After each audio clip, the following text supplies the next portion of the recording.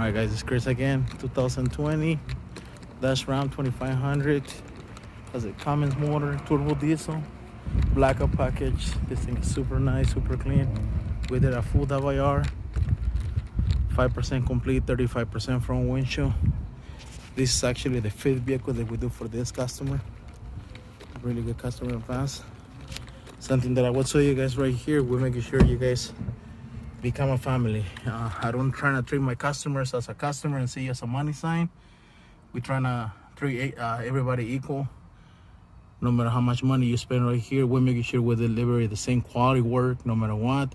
The only difference between me and different shops, it's we really explain you the difference in qualities of film. Why you're gonna pay more, why you're gonna pay less.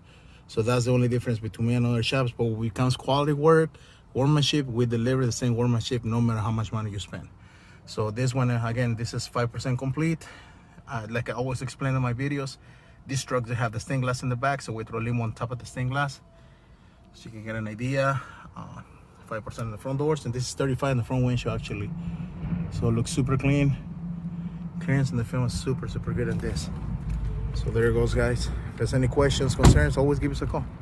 909-570-9954. Thank you.